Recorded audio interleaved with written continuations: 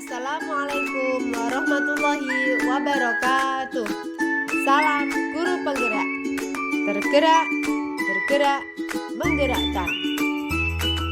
Ibu bapak guru hebat, perkenalkan saya Umi Khalifah, calon guru penggerak angkatan 9 dari SD 4 Paden, Kabupaten Kudus, Jawa Tengah.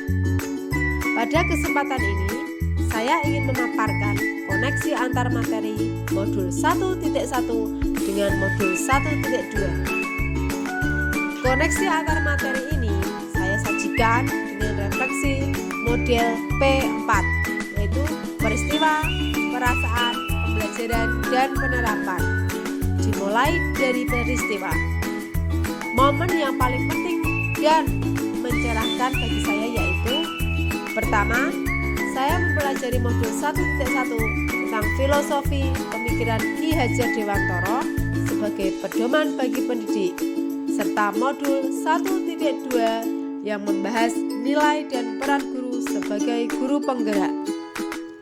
Kedua, saya memahami konsep filosofi dari Ki Hajar Dewantara, di mana seorang guru bertindak sebagai among yang memandu murid-muridnya dan menekankan pentingnya pengabdian pada anak-anak. Ketiga, saya menganalisis nilai dan peran guru penggerak yang berhubungan dengan pemikiran Ki Hajar Dewantara dan cara menerapkannya di lingkungan kelas maupun sekolah. Kemudian, selama mempelajari modul 1.1 dan 1.2, momen yang paling menantang bagi saya adalah: pertama, ketika melakukan aksi nyata dan penerapan filosofi Ki Hajar Dewantara di kelas maupun di sekolah. Dan yang kedua adalah ketika menjalankan tugas-tugas dengan batasan waktu, terutama dalam kolaborasi yang hanya memiliki 1 hari untuk berdiskusi bersama rekan-rekan calon guru penggerak. Selanjutnya, untuk kaitan antara modul 1.1 dan 1.2 yang saya pahami adalah: pada modul 1.1 dijelaskan mengenai filosofi pemikiran Ki Hajar Dewantara, bahwa pendidikan sejatinya adalah menghamba pada anak, di mana pendidikan haruslah berorientasi pada siswa untuk tumbuh kembangnya sesuai dengan minat dan bakatnya. Sesuai pemahaman saya, hal tersebut sesuai dengan nilai guru penggerak berpihak pada murid dan peran guru penggerak, yaitu menjadi pemimpin pembelajaran di sekolah maupun di kelasnya. Refleksi yang kedua adalah perasaan. Saat momen itu terjadi, saya merasa seperti seorang petualang yang menjelajahi samudra yang luas untuk mencari harta karun yang berharga. Harta karun tersebut terdiri dari pengetahuan berharga dan pengalaman yang saya peroleh melalui proses pendidikan sebagai seorang calon guru penggerak. Saya merasa sungguh bersyukur dan penuh kebahagiaan atas peluang belajar yang saya dapatkan ini. Dalam peran sebagai seorang pendidik yang masih memiliki pengalaman terbatas, saya menyadari bahwa saya harus terus berusaha dan mengembangkan diri. Semangat saya berkorban untuk mengaplikasikan setiap pengetahuan yang saya peroleh dari setiap materi yang diajarkan, dan saya penuh antusias untuk menerapkannya dalam praktik sehari-hari. Selain itu, saya juga merasa termotivasi untuk berbagi pengetahuan ini dengan orang lain, sehingga pengalaman ini menjadi berarti bukan hanya untuk diri saya, tetapi juga untuk komunitas dan dunia pendidikan. Refleksi berikutnya adalah pembelajaran. Sebelumnya, saya memiliki keyakinan yang klasik tentang peran seorang guru dalam pembelajaran, Saya memandang diri saya sebagai seorang guru yang menganggap bahwa pembelajaran yang paling efektif adalah ketika siswa duduk dengan tenang, mendengarkan dengan pasif, dan guru adalah satu-satunya sumber utama informasi. Prioritas utama saya selalu berpusat pada pemenuhan kurikulum dengan fokus yang lebih pada aspek kognitif. Saya merasa terikat pada target materi yang harus diselesaikan sesuai dengan standar yang telah ditetapkan, serta mencapai nilai-nilai tertentu yang harus dicapai oleh siswa. Saya sadar bahwa sebelumnya saya jarang melakukan introspeksi terhadap tindakan dan pendekatan saya dalam mengajar.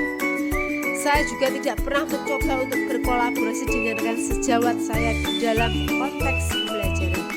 Namun, semakin saya memahami dan menginternalisasi pemikiran Gajah Dewantara dan pendekatannya yang berfokus pada penghambaan pada anak serta memahami pentingnya berkolaborasi dalam pendidikan, semakin terbuka mata dan hati saya terhadap pendidikan yang lebih holistik dan berorientasi pada perkembangan siswa.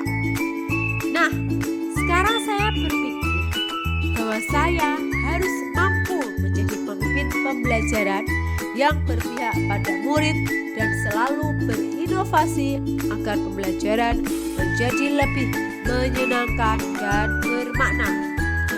Kemudian saya juga harus mampu mewujudkan kepemimpinan murid, menjadi quotes bagi guru lain, mendorong kolaborasi, dan mampu menggerakkan komunitas praktisi.